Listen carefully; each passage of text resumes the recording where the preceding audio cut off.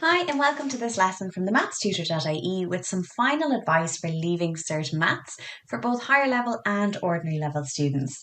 So this detail comes from our exam techniques booklet, which is to be found on www.TheMathsTutor.ie/booklet.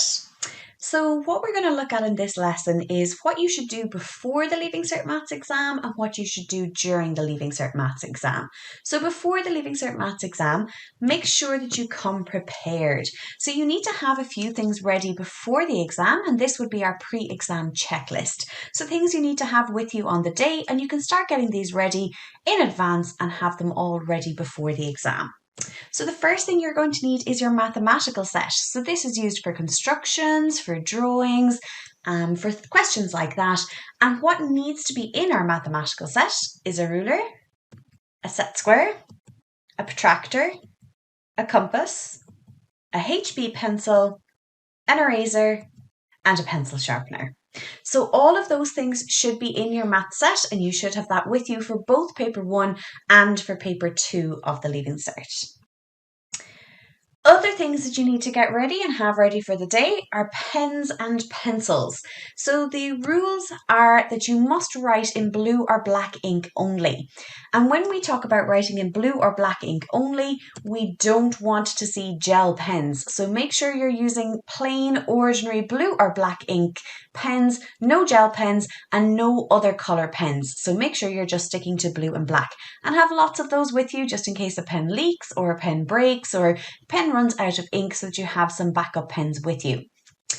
Make sure you have a HB pencil as well. So we've mentioned this in your construction set. Make sure you have one for drawing graphs, for drawing diagrams, and for your constructions.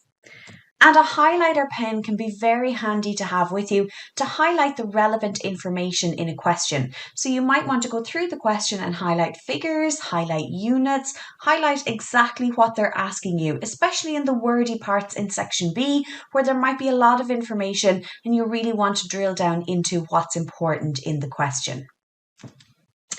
You also need to make sure that you have your calculator ready for the day.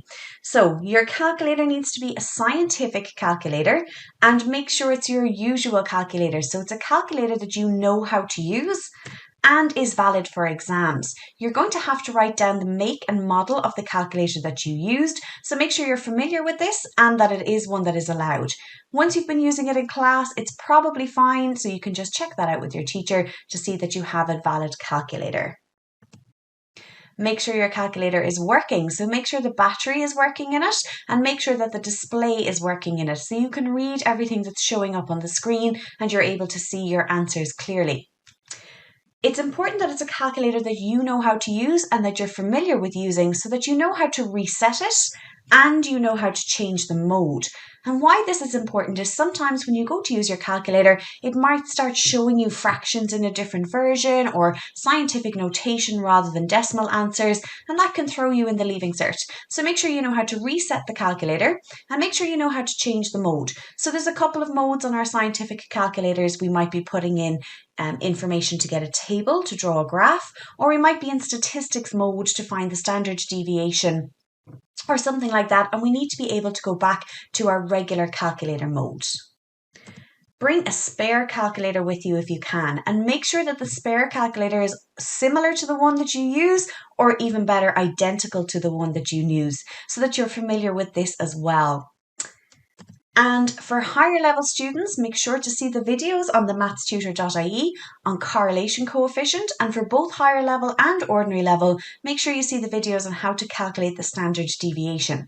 These are two questions that we tend to do just on our calculator and write down an answer from it, rather than having to do long worked out examples. So make sure you know how to find those using your calculator. So that's the stuff that you need to have in advance and be prepared and have laid out and ready to go before the exams. Then when you go into the exam, you're going to have 10 minutes at the start to read through the whole paper. So make sure you're reading these questions carefully. Decide what topic it is, what information you're going to need. You may start highlighting things here. Start jotting down some notes. So you might start saying, this is information about this topic. and that this could help me to answer this question. The timing of the questions is going to be really important as well. So we've said we've got some time at the beginning to read through the whole paper, decide what the topics are about, decide where we're going to start answering our questions, decide what the questions cover, what information we need. But there are some overall approaches to this time allocation as well. Make sure that you keep it simple. So we don't want to be getting bogged down on the day about trying to remember specific times. So make sure you divide your time roughly in proportion to the marks allocated per question. It'll say at the top of the page how many marks there are overall for that question. So keep an eye on those marks and make sure that you're tuning that into how much time you have for that question. There is more information about how much time you should spend on each question in TheMathsTutor.ie /booklet, where you'll see all the exam technique laid out for you. Allow time for exam management. So what we're talking about here with our exam management is reading through the paper beforehand and reading over the paper afterwards. Don't be so rushed that you run out of time and you can't check your answers. It's very important to check answers for things like units. Have I rounded correctly? Have I read the question fully and given my answer exactly the way they want and given as much information as they want? Part of that time management then will allow us to not rush. So make sure you're not rushing through questions, especially near the end of the exam. If you find that you're running out of time or you're trying to get extra questions done, you can end up rushing through them and not achieving your potential. So just make sure that you take your time, the allocated time that you have for that question, and you don't rush through it. And likewise, don't get bogged down in a question. So sometimes students can find that they're spending too much time on a small piece of a question and they're not maximizing their potential by getting through as much as they can. But likewise, never ever leave a blank answer or part of an answer. Every single question must be attempted, so you should have answers written down for everything, and make sure you're not leaving anything blank because there are attempt marks. So in maths, your marks don't just go for your final answer, your marks go for what you're showing, what you're doing as you go through a question. So every question can pick up attempt marks for you, even if you're not sure about how to get to the final answer. If you leave a blank, the only mark that you can get for that section is 0. So remember, no blanks left anywhere on the papers. Never ever leave the exam early. Take your time that you have allocated to these parts of the paper and work through it, and stay working through it right till the end. If you find that you have time left over, read back over your answers, check your units, check have you answered your question the way they wanted it, have you changed it into the form that they asked. So they may say give this probability as a fraction, or they may say give correct to 3 significant figures. So make sure that you've answered fully and you've read back over all of that information.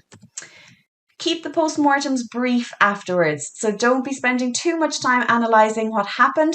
Move on to the second paper and move on to other subjects after paper 2. Make sure you show your workings. So along with never ever leaving blanks, show all your workings within your answer.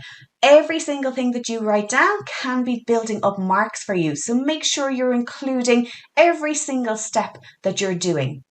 And we have no rough work pages. All the work is part of the answer for the question, so it all gets included with your workings. If you make a mistake, so you might spot an error, don't use Tipp-Ex. Just cross it out, so draw a line through it and redo. If you need to use extra paper at the back, just indicate that you've used extra paper at the back and make sure to number clearly at that extra paper what questions you're answering. Show steps taken if you're using a calculator. So anything that you put into the calculator, write it down in case you make an error and they can spot where that error came from, and also to build up as many attempt marks as we can. Showing them how you're working out a question is really important. So oftentimes a diagram or a sketch can help you make something clear in your mind, what you're trying to say, how you're trying to answer a question. So diagrams and sketches can be very helpful, and these can be drawn in pencil, but remember your main working should be in blue or black pen and not gel pen. Give reasons for your answers if required. Sometimes they will ask you, do you agree with this person, or this person said this, and you need to give reasons for it. And then we're looking for reasons in English and stick to plain English. Or we might be asked to give reasons using mathematical language. So for example, it could be calculate the size of an angle, or calculate something else in geometry, and we'd have to describe why we're saying certain angles are equal or the lengths of certain sides are a certain length. And again, never ever leave a blank answer. So everything that you're writing down can help you to pick up marks, so make sure we're answering everything on the paper. Your formula and tables booklet is going to be provided for you in the exam, so you can't bring in your own version. It'll be a clean blank one with nothing written in, given to you at the start of the exam. You're not allowed to write in it, you're going to hand it back up, but make sure you ask for it at the start of the exam. So it's always best to have it from the beginning rather than looking for it when you get to a point in a question where you need it, because you'll have worked on your timing. You don't want to waste time waiting for the supervisor to bring you down a copy of the formula and tables booklet. So have it with you. And really important, get used to using your formula and tables booklet. When you're doing your practice questions in the run up to it, and when you're doing your revision, anytime you need to use a formula or something from the tables, make sure that you're looking them up in this rather than in your textbook. This is the only place you're going to be able to find them on the day of the Leaving Cert exam, so make sure you're used to knowing what's in there and where to find them in there. And finally, we're going to look at the instructions that come on the SEC paper. So when you open your paper 1 and your paper 2, there's going to be instructions written inside that front cover. It says, write your answer in blue or black pen. You may use pencil in graphs and diagram only. So we know that we've said we're going to have lots of blue and black pen, not gel pens, because when this information is scanned, because your information is going to be scanned and that's how it's going to be corrected, the gel pens don't scan very accurately. So we're going to use just regular blue and black pen, but we will have a nice HB pencil to draw our graphs and diagrams. Your work is going to be scanned and your work will be presented to an examiner on screen. So anything you write outside the answer areas may not be seen by the examiner. So if you're jotting down notes that are important in the margin, so you might be writing them at the side of a question as you read through the paper at the beginning, if you're using them in the answer, make sure you rewrite it into the space for the answer. So where those squares are is where your answer needs to be. Write all answers into this booklet. There is space for extra work at the back of the booklet. If you need to use it, label any extra work clearly with the question number and part. So if we're using anything at the back, make sure we say what question it is. So very specifically, something like section A, question 1, part B, part 2, and then we'll write our answer. And then we'll go back to where section A, question 1, part B, part 2 is in the paper and write C back for extra work or something like that, so that the examiner knows that there is more information to go and look for. It says there we're going to get our copy of the formula and tables booklet and we will return it, and you're not allowed to bring in your own copy. Very important, you will lose marks if your solutions do not include relevant supporting work. So that's what we mean about showing all your workings. Make sure you show every step, and anything that you put into the calculator you write down as well. You may lose marks if the appropriate units of measurement are not included where relevant. So when you have those few minutes at the end, go back over and check. If it says area, have I said my units to be squared? If it says to 2 decimal places, have I rounded correctly? And you may lose marks if your answers are not given in simplest form where relevant. So something like calculating the probability, I might calculate my probability as a fraction, and then that fraction will need to be simplified. And the final piece of information here is to write down the make and model of your calculator. So that's why it's important that we have a calculator that we know how to use, and we fill it in here and just say which type we've used. So this is just some advice for you, some final advice for going into the Leaving Cert higher level and ordinary level maths papers. All of this information and even more information is available on TheMathsTutor.ie /booklet, which is the exam technique exam technique booklet for success in both the junior cert cycle and leaving cert exams in maths. So you'll find lots of information in that booklet, and there's also lots of resources, videos, notes, etc. on TheMathsTutor.ie to help you with your revision in the run up to the exams. So the best of luck with all your exams in June.